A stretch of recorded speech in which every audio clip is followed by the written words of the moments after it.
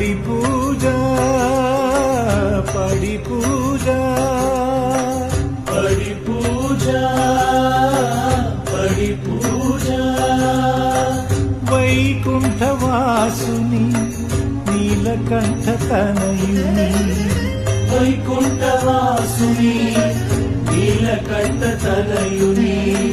శబరిగిరి వాసునకు పడి పూజాయది 18 సోపానాల శక్తి పూజ పుణ్య స్వామి పూజ పడి పూజ